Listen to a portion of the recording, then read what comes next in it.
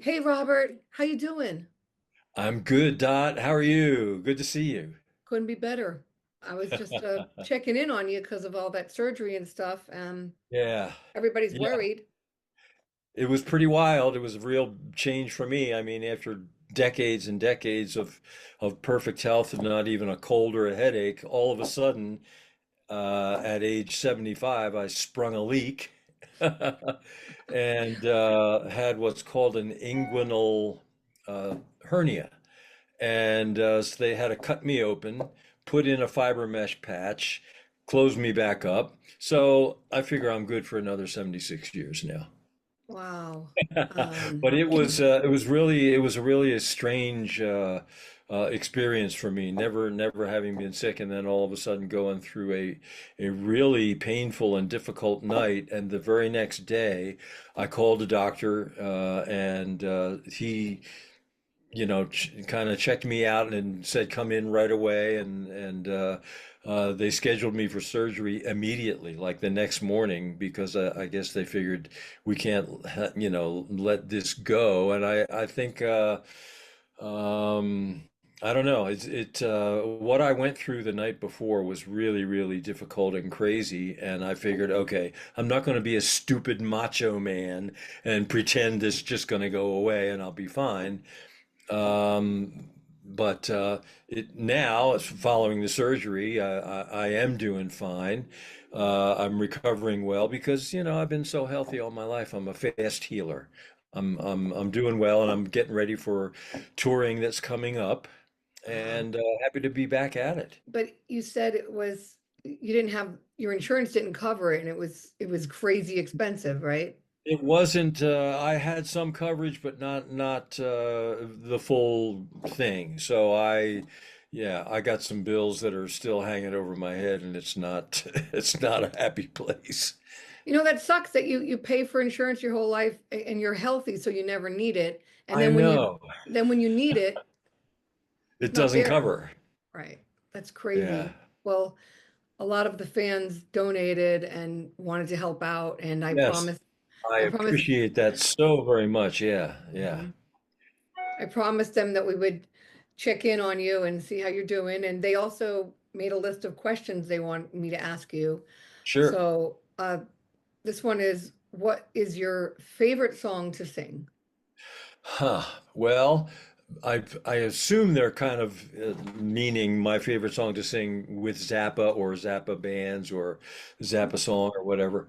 There are a couple actually, everybody loves Whipping Post, which is not actually obviously a Zappa song. It's your buddy Greg, Greg Allman wrote that, and Yep.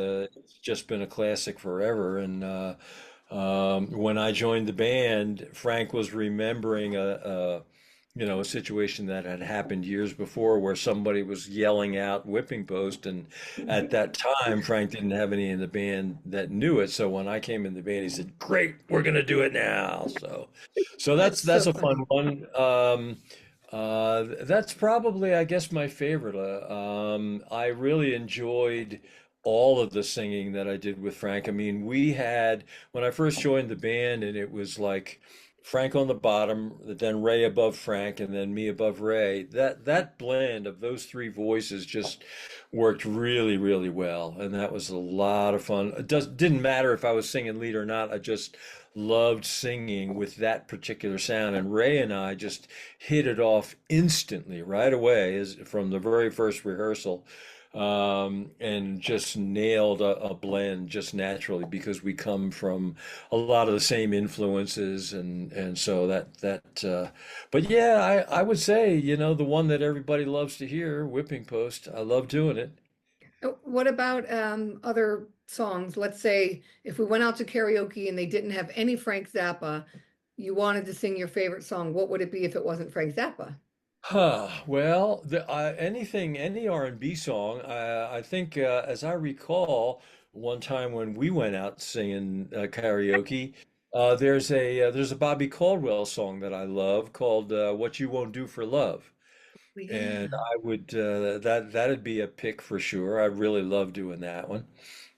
But anything in that style, that's just my natural place. So Motown is for Chicago. What was, you come from Philly, what would be the answer to Motown from Well, Philly? I don't know that there's real, I mean, Motown, they called it Motown because, the Motor City, Detroit. Philly was actually kind of similar in that they took R&B and added orchestral elements to it, strings and horns and things like that. So there was definitely a similarity in the Philly sound, those records that I played on. So, but it was a little bit more.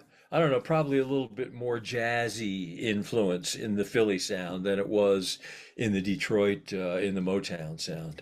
Were the Four Tops from Philly? Four Tops were Motown. Oh, The OJs were Philly, the Delphonics, the Stylistics, I Billy love the Paul, OJs. Harold Melvin and the Blue Notes, and yeah, Ah, yeah. all But right. OJs, man, those guys are great. They could sing like crazy. They did I know. um, For the uh, love of money. Love Train, Love of Money. Yeah, yeah. All right. So the next question is, what are your thoughts about being in the last ever Zappa tour in '88? Well, all the tours were just a wonderful experience and a great um, like feather in the cap to be part of that whole thing for all those years. The last one, of course, we didn't know it was the last one at the time, although towards the end of the tour, it did become pretty apparent that it was not going to go all the way that it was originally scheduled to go. So that was kind of disappointing, but I would say again because, well, the first two tours that I did with Frank, 81 and 82, it was the same band. It was the same lineup both years. 84 was different, 88 was different. 88, of course, was the amazing horn section and like what was it, 12 or 13 people, big band. So that was quite an amazing experience. And Frank loved having all those different colors to work with, and he really used those horns to his advantage. I was surprised at how adept he was at making those horns, you know, just enhance everything in a really, really special way. So that was fun. And it was also fun because actually, for the first time, I was kind of like the main keyboard player. Before, when I first came in, it was Tommy Mars, and then 84, it was Alan Zavad. But there was no real like whiz kid Tommy Mars genius or keyboard player. It was pretty much up to me, and we did some pretty complex things. Like we did oh gosh, there was a piano concerto that we did. I'm spacing on the composer, but it was a classical piece, and I had to play that, and I was fine with that. So it was a different challenge in that way.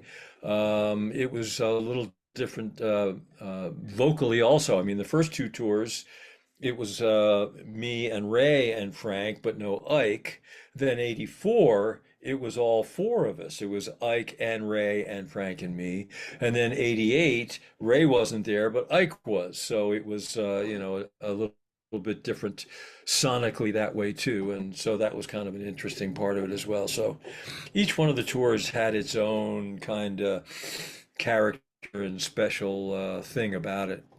And you've never been in the same band with Napoleon in No. Frank's band, but you were with Project Object Yeah, well, for a little actually, while.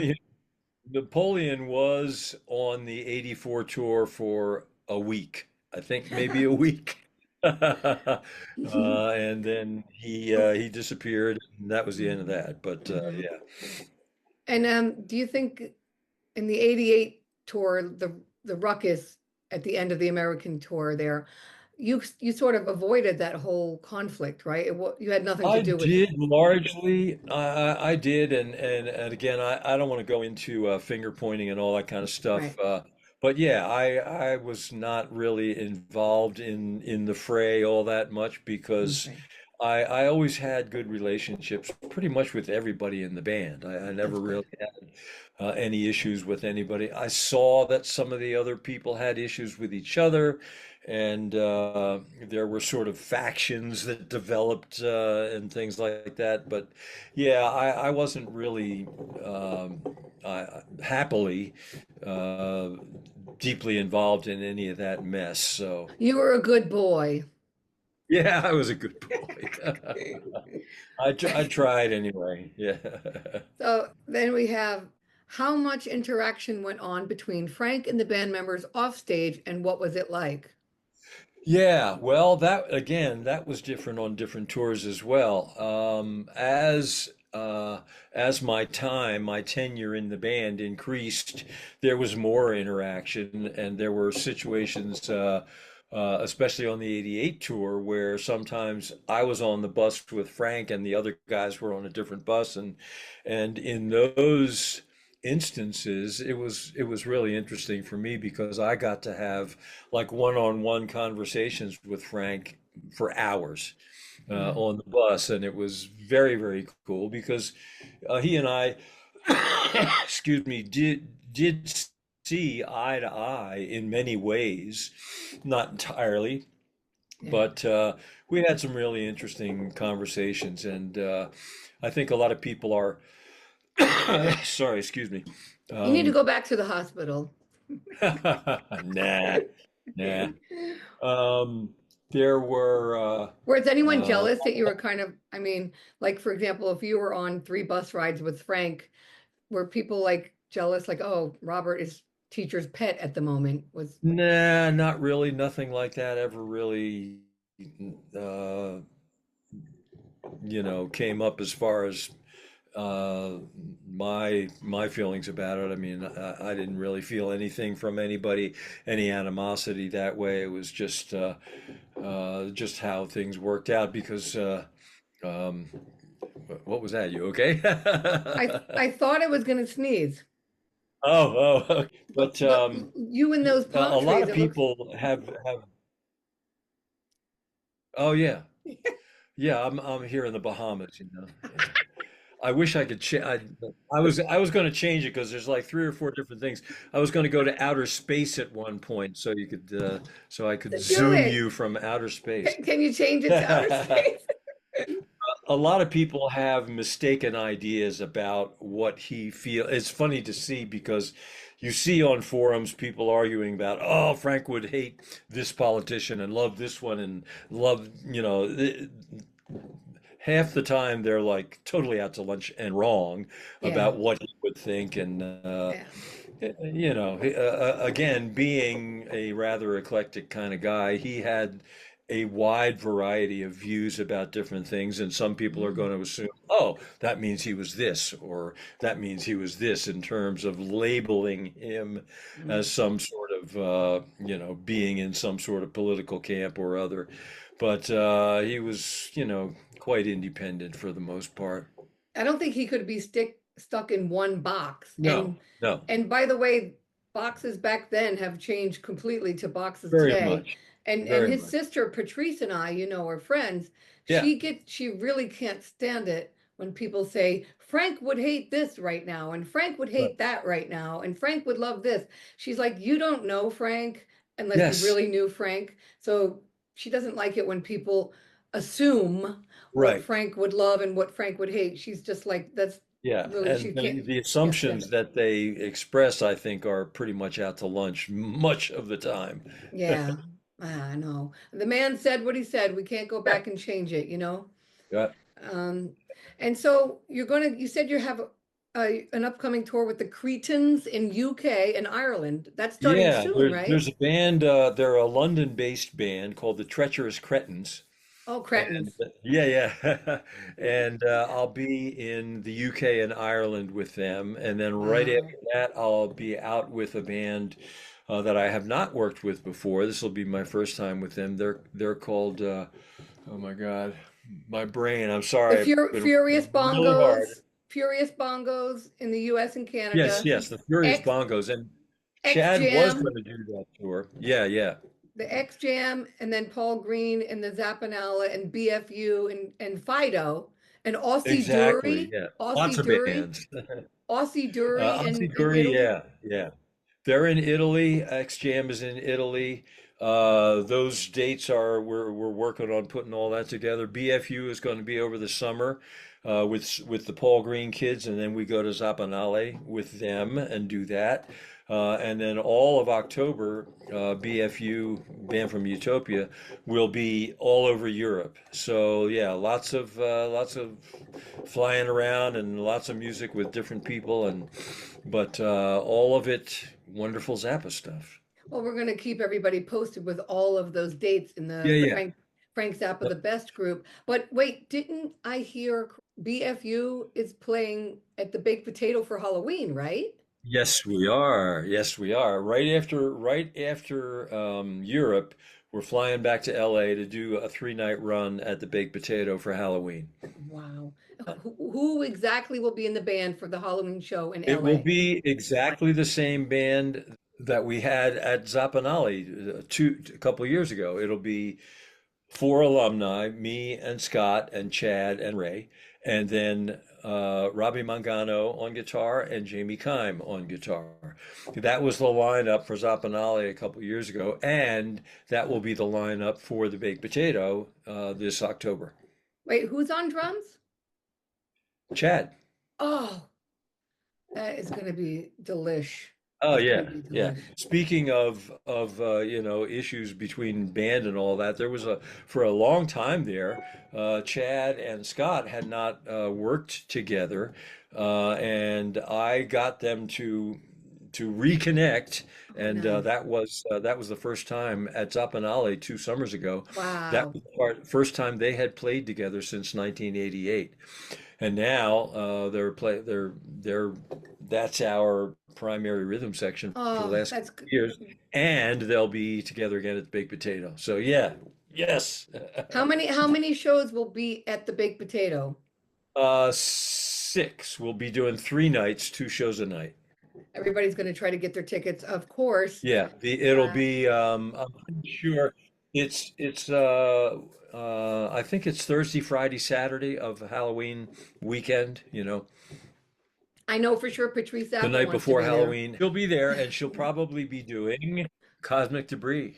Oh yes, Patrice wants to sing on Cosmic Debris with you guys. That's what it is. Yeah. That's Yeah, going to be tickets sell out extremely fast, right? they do. They do. It's a famous venue where the best LA jazz guys have played for decades. The first time when I first moved to LA back in the 70s, that's the first place I went to hear music, and I saw so many amazing musicians there. And then nobody can film in there, which is painful for everybody else. Yeah, yeah. But that's kind of good, right? You have to be there in the moment. They Yes, they won't yes. let everybody hold their cell phones up and record, right? Exactly, because that's really distracting to see. Yeah. But Yeah. um, and so everyone that could donated to the GoFundMe, but you had another idea that why just give money to GoFundMe for your, your cost, your medical cost, when Right. they're getting nothing really in return. And you said, why not just send, buy some of my music, and that way you get music and I get to keep the donation, right? So cutting out I the wish, middleman. yeah, I wish I had thought of that at first when the idea was kind of floated. Hey, why don't you do this? I know you're in Yeah, trouble. yeah. Let's do a GoFundMe. And I should have said, well, no, let me turn people on to some good music. So I only have so far 4 songs on my Bandcamp page, but there are more in the works that I'm working on right now Mhm. that will be up there eventually. But the good thing about it is on Bandcamp, you can pick whatever song you want. You don't have to buy all of them. You can pick and choose, and you can choose your price. You can name your own price. Oh, So if nice. you're not in great shape and you can only pay $1 for a song at that point, that's okay. You can do that, and that's fine because still you're getting something from it. I'm getting something from it.